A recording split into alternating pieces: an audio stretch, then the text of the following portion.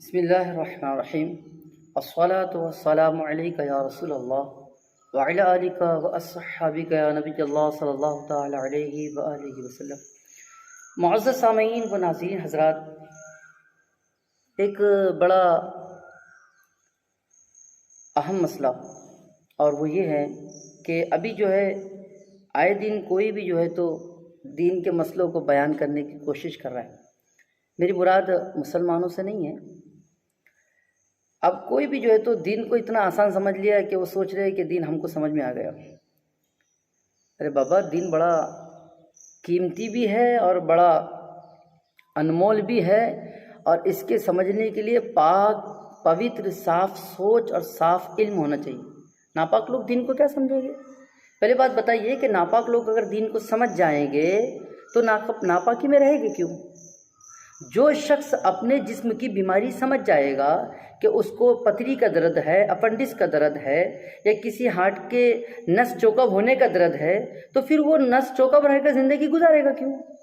بولیے، وہ پتھری کا درد لے کے گھومے گا کیوں؟ علاج کرے گا نا نکالنے کی۔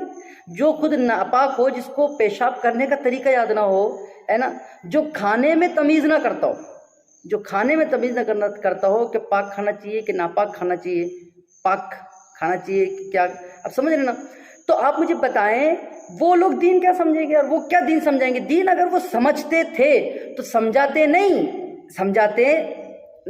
ارے بھائی، جوگی جے پال نے دین سمجھا تو سمجھایا نہیں نا، سمجھایا نہیں، کلمہ پڑھا ہے، ٹھیک ہے؟ تو دین جو سمجھتے ہیں نا وہ سمجھاتے نہیں ہیں، وہ خود سمجھ جاتے ہیں۔ آئے دن کلپیں آتی ہیں، اب وہ کسی نے مجھے کلپ بھیجا ہے، ہر مقتدی جو ہے اپنے امام کو بھیج دیتا ہے اٹھا کر، اور کیا بھیجتا ہے کہ صاحب اس نے قربانی کے تعلق سے ایسا بول دیا۔ وہ کسی نے کہا ہے، اب میں نام نہیں لوں گا کسی کا نام لے کر میں اپنا وقت ضائع کیوں کروں۔ اس نے کہا ہے کہ بھئی ایک حضرت ابراہیم تھے اور اللہ تعالیٰ کے بڑے مقبول تھے، اور وہ اللہ تعالیٰ کی طرف سے بات ہوئی کہ آپ کو قربان کرنا ہے ایک عزیز۔ انہوں نے اپنے بچوں کو لایا، لوگوں کو دیکھا نہیں گیا تو لوگوں نے بکرا لایا اور رکھ دیا، اسماعیل کو اٹھا لیا اور وہ کٹ گئے، تمام چیزیں۔ دیکھیے، سب سے پہلی بات تو جو ہے نا، دین بتانے والے کی غلطی نہیں ہے جی۔ کوئی بھی بتائے گا، جس نے جو پڑھا وہ کیا سوچ رہا ہے کہ میں نے ہندی کی کتاب پڑھ لی ہے، یا جو ہے تو مجھے تھوڑی سی جو ہے تو مراٹھی آتی تھی، مراٹھی میں نے دین کو پڑھ لیا، اس کو میں نے بیان کرنا ہے۔ دین اس کا نام نہیں ہے، ٹھیک ہے؟ اب بات یہ ہے، بتانے والے پہ جناب والا، بتانے والا اتنا مجرم نہیں ہے جتنا سن کر عمل کرنے والا مجرم ہے۔ مجھے ایک بات بتائے، اب میں کافروں کی، مشرکوں کی، ہے نا، عیسائیوں کی، یہودیوں کی، ان کی بات نہیں کرتا، ان کی بات نہیں، مسلمان کی، اور وہ بھی وہ مسلمان جو ہمارے نزدیک بھی جنتی ہے، ہم ان کی بھی بات نہیں مانیں گے جی۔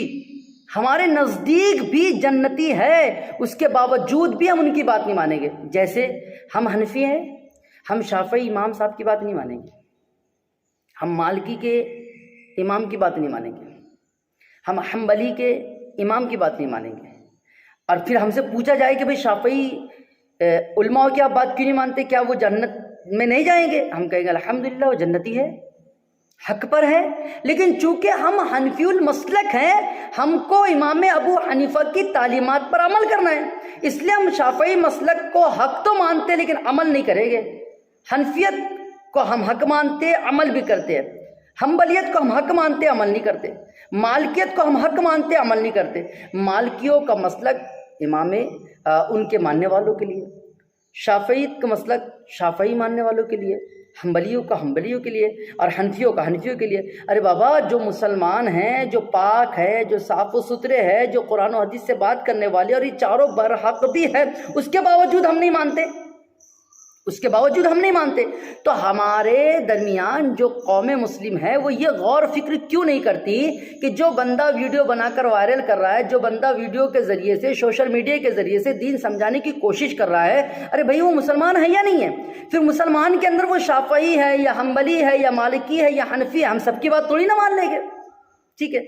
سب کی بات، ہم تو امام ابو حنیفہ کے نقش قدم پر چلنے والا، ان کی تعلیمات کو فالو کرنے والے کی بات مانیں گے، سب کی نہیں مانیں گے. اگر ہم سب کی بات ماننے لگ گئے تو پھر صاحب ہماری قربانی میں بھی مسئلے ہو جائے گے, ہماری نماز میں بھی مسئلے ہو جائیں گے, ہمارے روزے میں بھی مسئلے ہو جائیں گے, ہماری سیر و افطار میں بھی مسئلے ہو جائیں گے, پھر تو مسئلے ہو جائیں گے کھڑے. اس لیے آپ سے یہ گزارش ہے کہ جو کلپ آپ دیکھیں سب سے پہلے آپ یہ کر لیں کہ یہ چاروں اماموں کو ماننے والا ہے یا نہیں ہے. اگر چاروں اماموں کو ماننے والا نہیں ہے تو ہم کو نہیں چلتا.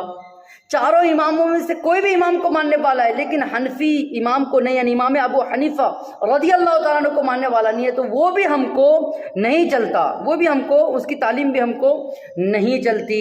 اس کے بعد جناب والا جب ہم مسلمانوں کی بات, ایمان والوں کی بات جناب والا چار اماموں کے مد نظر سے نہیں مانتے, صرف ایک امام کی پیروی کرتے ہیں, تو پھر جو کافر ہو, جو مشرک ہو, جو یہودی ہو, جو نصارہ ہو, ان کی بات ہم لوگ کیسے مان لیں گے. تو آپ سے گزارش ہے کہ ایسی ویڈیو جب بھی آپ کے پاس میں آئے تو آپ سب سے پہلے یہ جانچ لیں کہ کہنے والا کون ہے, کس بنیاد پہ کہہ رہا ہے. اگر کہنے والا صحیح ہے تو اس کی بات مانیں گے, نہیں تو اس کی بات ماننے کی ہمیں کوئی ضرورت